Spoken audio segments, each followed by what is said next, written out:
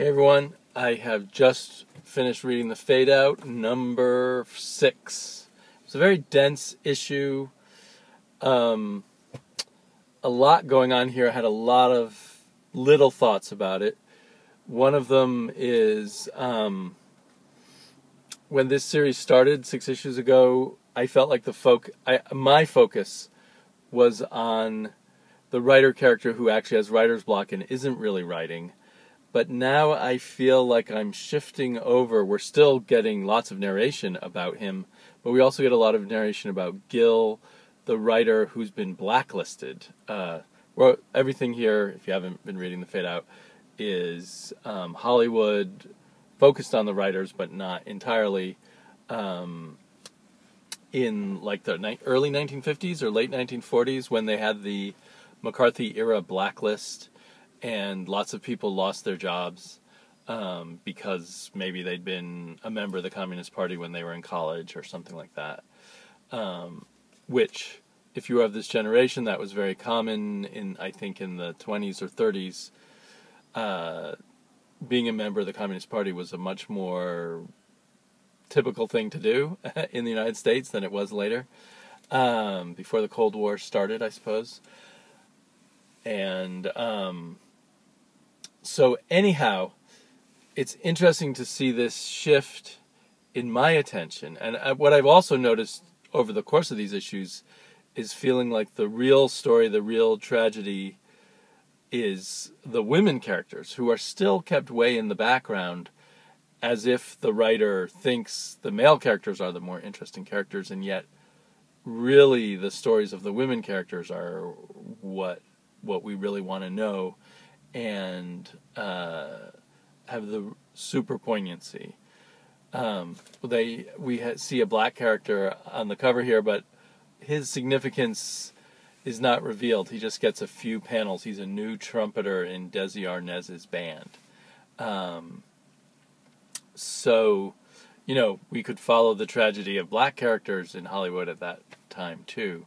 But it just feels like underneath the surface, the real story is about the female characters. And,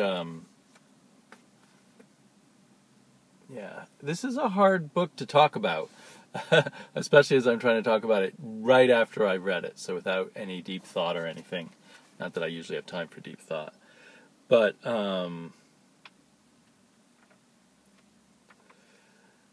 I continue to be fascinated by it. It seems to be morphing, I guess. Because at first I thought it was would be a mystery story where ultimately the mystery would be solved by this guy, who seemed to be our central character. But now this guy is more involved in the mystery, only rather than just trying to solve a mystery, he is looking like he's wanting to right some wrongs and go beyond his place in the structure of society in Hollywood at the time. And seems like he's probably heading towards his doom for doing that, and he's already a semi-doomed character. There's also interesting stuff in this issue about alcoholism and what alcohol does to you, and what its purpose serves in life if you are an alcoholic. Kind of taking the idea that, at least back then, you might say, yes, I'm an alcoholic, but it's not something you'd worry about. You would just say it's a part of life, and you'd go on with it. That's my sense of it. Anyway, a lot of really interesting stuff.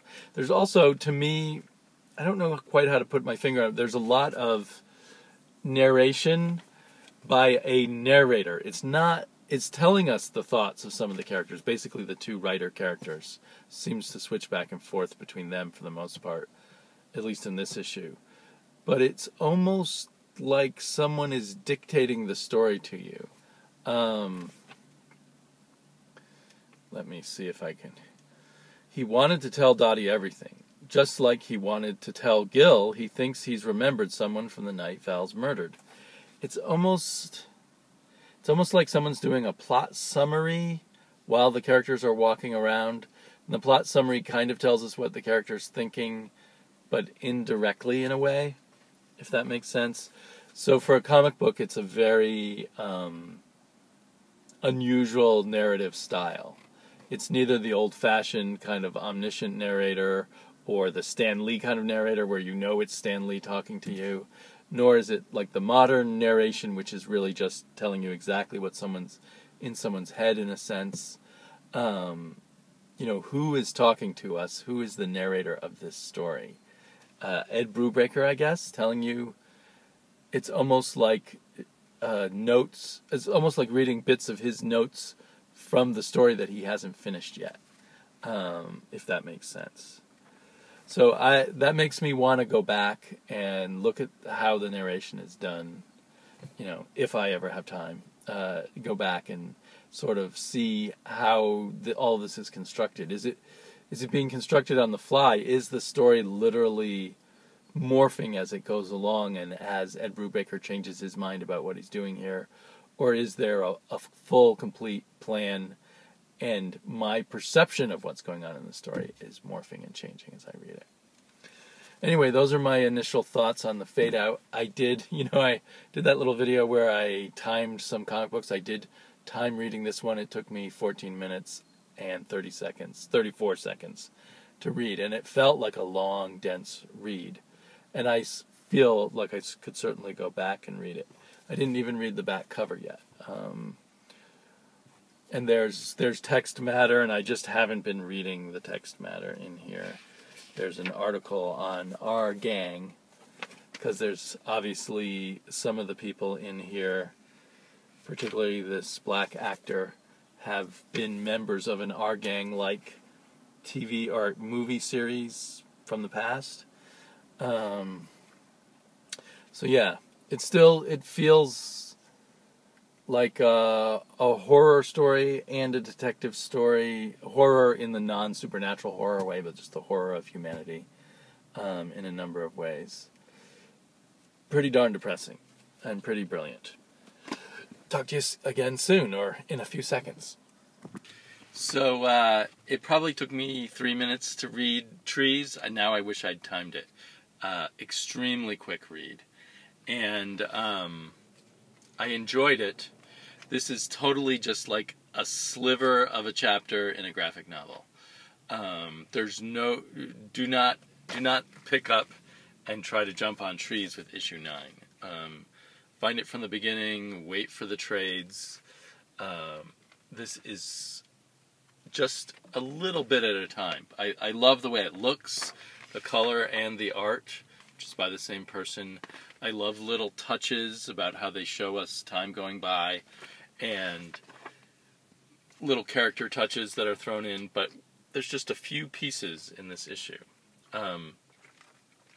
As far as we can tell so far, when it's finished, Trees will be another one of the really good Warren Ellis series, or really it'll just be all one long novel when it's all done. So let's hope he finishes it.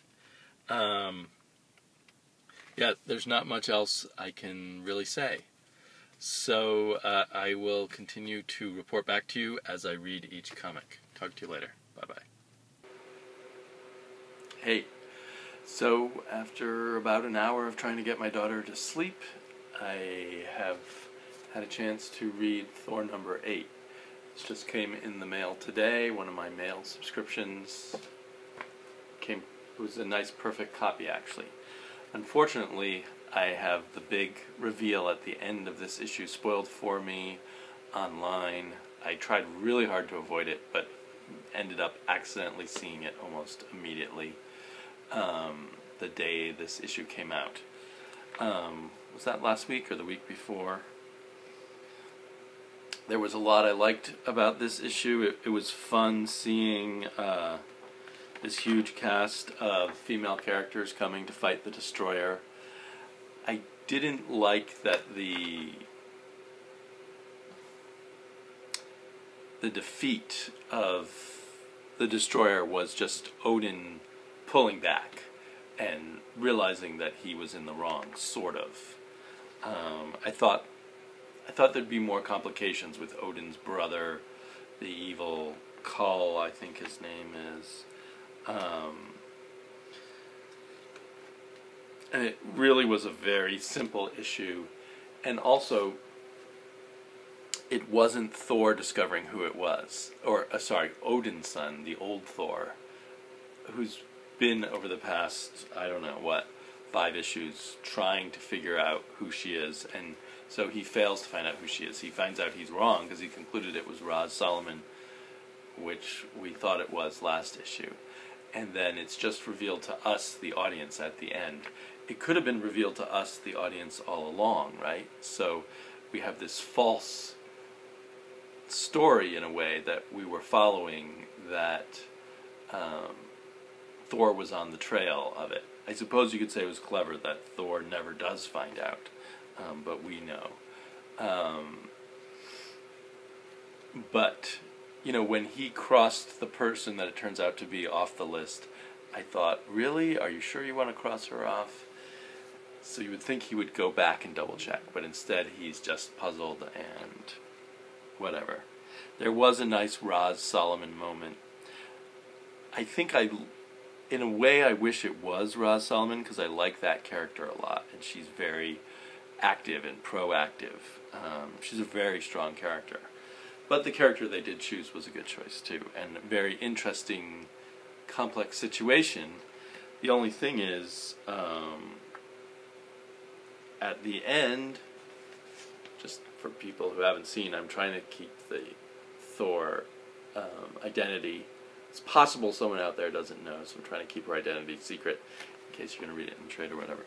But at the end here, it says, there is only Secret Wars. So we've got all this set up for an interesting situation. We've got, for sure, our reveal of who Thor is. And now I want to see the complications of her identity, her secret identity, and her superhero activities, because that's always been one of the thrills of superheroes, right? Is they're trying to balance their life as Peter Parker and as Spider-Man. They're balancing their two lives. For so many of the superheroes is a lot of the frisson, and since this Thor has been all about who is her secret identity, I now want that payoff, and I feel like the secret, maybe they'll be able to get back to that, or maybe somehow within the Secret Wars, Thor's, that will be dealt with somehow. It's hard to imagine how. But, so as so often happens, the events kind of undercut the impact of what's going on.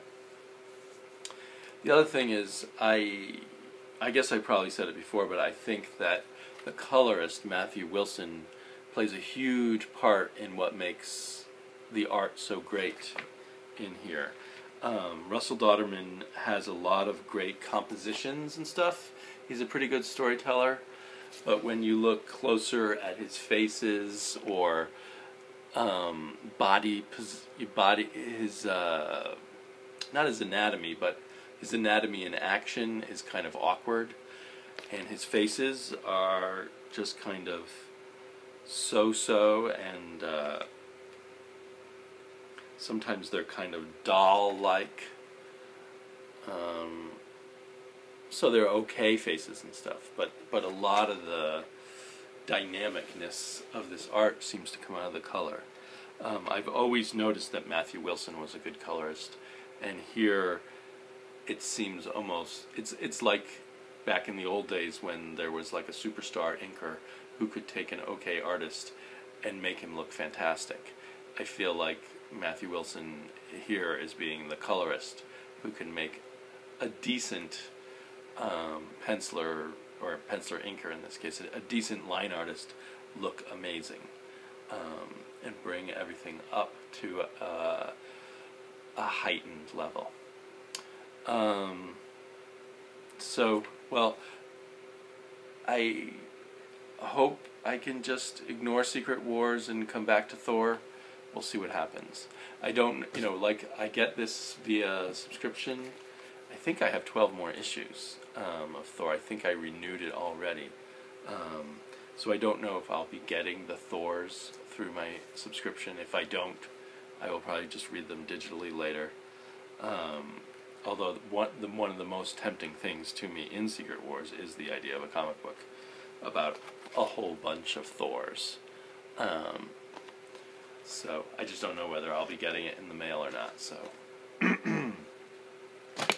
yep. So that was that, and I'll be back later. So I have just finished Kaijumax issue 2. It's clearly a very unique comic book. Maximum prison for the kaiju and other monsters, the cryptids. Giant Monster Island, written, drawn, colored by Xander Cannon.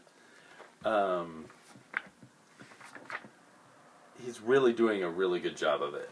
It's funny, strange, imaginative. It's very pure to its idea of a prison drama and of giant monsters. And, you know, and he doesn't pull any punches or leave any joke undone. We start with a anal cavity search of a monster, and we get corrupt prison guards. The guards, I guess, can kind of push a button on their chest and go from being a normal-sized human to this kind of giant-size thing. I had thought they were just giant robots, but we see that an injury occurred as in the giant shape, then is replicated in your regular-sized body. The thing is, it's funny and it's fanciful, but it's also kind of brutal and depressing, like a real prison drama might be. It's sad. We kind of have a hint of that. On the cover there's a giant monster with its arm ripped off, being told off by one of the giant guards. And in fact that happens in the book. He rips his arm off and beats him with his own arm. We are told the arm will grow back.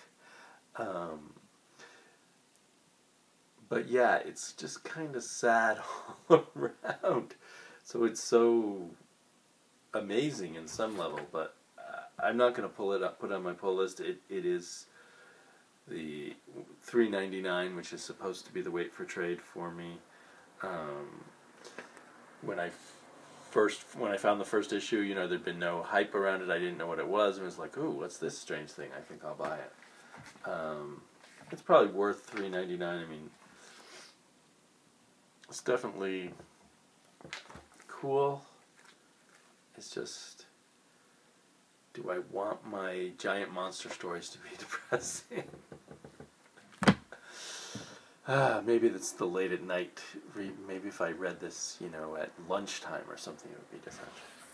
But this is going to be my last comic book of the night. I'm going to put together the 4 little reactions, thoughts to comics I've just read together. I'll do some more as I go along. So this week's comics will all be reviewed one at a time, or reviewed is the word I don't like, and yet I keep saying it. These comics will be discussed briefly, each as I read them, my initial reaction to them. So if you like these 4 comic discussions that I've Frankenstein together, then maybe you'll like some more coming up. Have a good night, and I will talk to you later. Bye bye.